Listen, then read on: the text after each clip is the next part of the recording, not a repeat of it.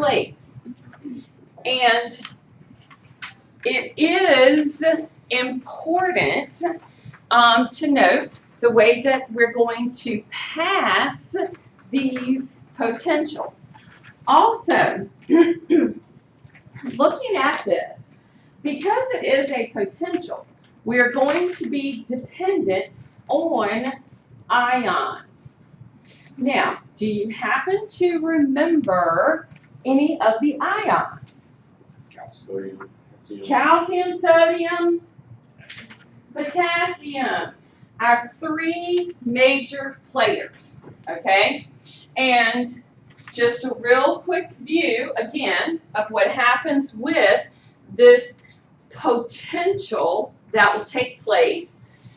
We mentioned that the sinoatrial node is the pacemaker. It is autorhythmic, meaning it sets its own pace. When it fires, all right, this potential passes from the SA node in the right atrium. It passes to the left atrium rather quickly.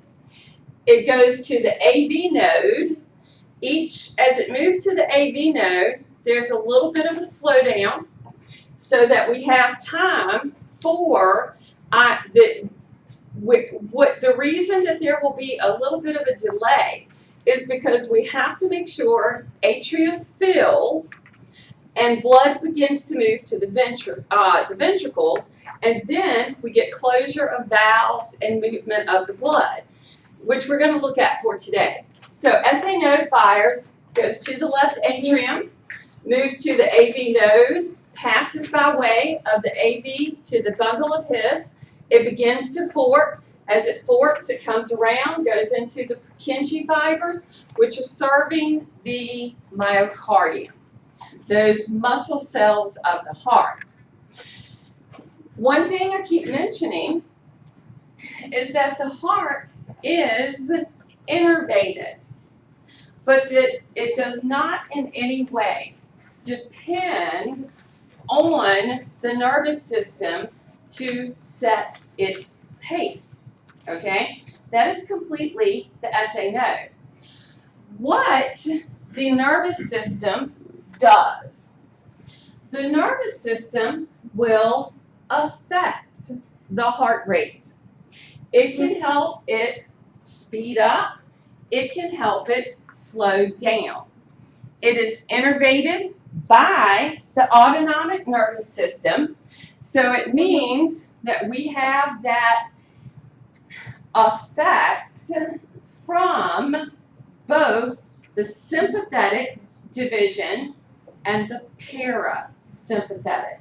You guys remember those, okay? Either calm down or fight or flee. The fight or flee? Yes. So, both of these divisions can modify the heart rate and its contraction strength. The whoosh that will take place, all right? The sympathetic division, the fight or flee, the division that speeds things up, okay? Do you guys remember how it originated in that cervical and thoracic region, okay? And then we got to see that picture of all the little nerves exiting and going around and how they met their organs and everything. So, remember those pre-ganglionic fibers, post-ganglionic, and what was a ganglion? A bundle of nerve cell bodies, okay? So we have the pre and the post. The pre will go to the ganglia. The post come from the ganglia. Now, for the heart, okay? For the heart, we're going to see that for the sympathetic host fibers. They are going to pass through the ganglia, and they're going to go to this cardiac plexus. Do you remember what a plexus was? Big grouping of the nerves. Yeah. Do you remember how, like, for example, we've got a brachial that feeds the upper limbs? Okay? It's a grouping of nerves. All right? So this time, cardiac, telling me that's going to be for the heart. So we're going to have those cardiac nerves go to the heart. This time, any fibers for that sympathetic division terminate at my nodes. So if I look back to my picture, the fibers for my sympathetic, they will terminate at the SA and the AV nodes. Why? Because it's important for them to fire in a certain sequence. Because it's a closed system, so it doesn't need them to be part of it. Now remember,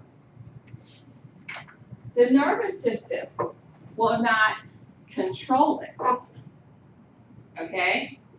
That SA node is going to fire on its own. But my sympathetic division has the ability to affect it. Okay? So, for example, if, I don't know, I'm getting ready to go take a run, all right? Is my sympathetic division going to be able to help with that? Why? Because it's getting you ready for it. It's going to help me get the body ready. One of the things the heart will do, it'll meet the demand placed on it most of the time. Okay? So, would my heart be able to speed up in its beating? Yes. Can the sympathetic affect that? Yes. Does that make sense? Okay? It'll go to myocardium. And looking at the myocardium, this is a nerve-like structure, okay? And there is innervation into the actual muscle. Now let's think for a second. The skeletal muscle of the body, innervated, correct? What did that do to skeletal muscle?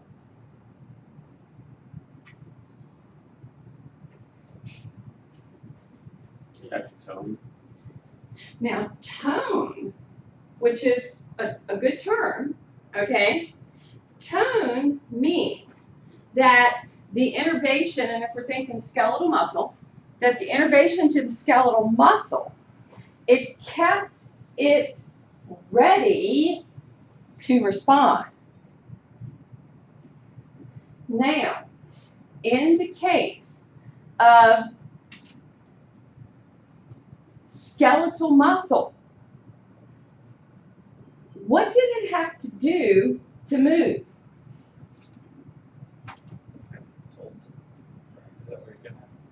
What? Nervous system has to go on the again. The nervous system, because every single muscle cell was innervated, meaning it had a nerve to it, all right? And then, could skeletal muscle have a difference in the strength of contraction? Could it contract or Yes. What do I have in my heart? What is myocardium? Muscle. Cardiac muscle. So, do you think your heart's going to have the ability to, or, woo-hoo? Oh yeah. Have you ever noticed it having to do the really hard contraction? Yeah. Get scared and see what happens. Okay? Because what happens with the sympathetic division if you get scared? I gotta fight or flight. It will affect the contraction strength, which is kind of cool. Doesn't control it, but it will affect it. The aorta. How many of y'all appreciate your aorta? Why?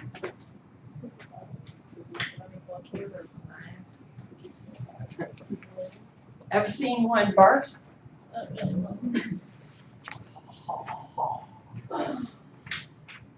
Pretty cool if it does. Just saying, okay? Just saying. Watch it on the video. You get to literally see that blood fly across the room, and you're like, Question, like, so like a AAA, like a abdominal aortic aneurysm, will that kind of play into well, of course that's the descendant portion of the aorta. However, we need to appreciate our aorta much more than we do. And I'm going to tell you why, okay?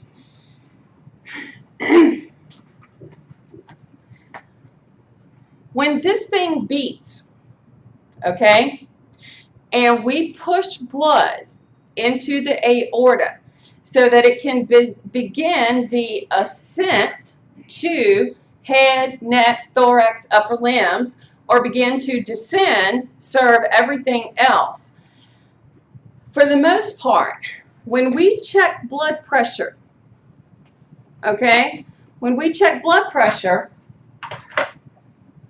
the biggest place they like to check it is right here.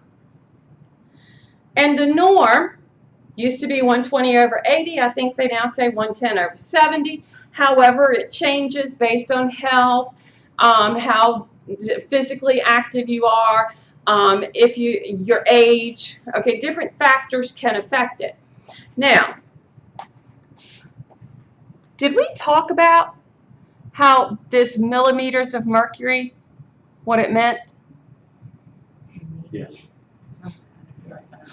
Mercury, millimeters of, okay, and tested it because there used to, before we had all this electronic stuff, okay, you would see this little thing move, and it would be mercury moving up the tube, and it was based on moving the mercury up that tube. That's to see your blood pressure. And mercury's heavy, okay, so what that's telling us, that was the amount of pressure needed to move it.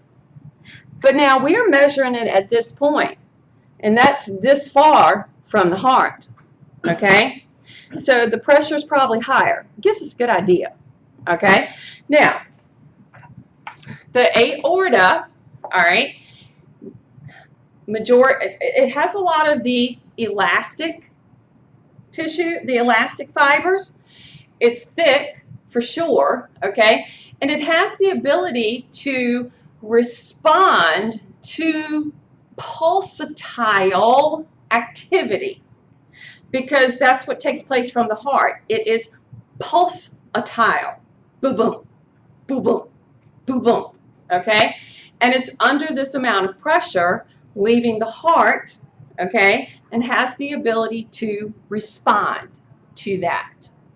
All right, so that is a nice makeup of this particular artery. Okay, so it has the sympathetic because it will respond to an increase in the movement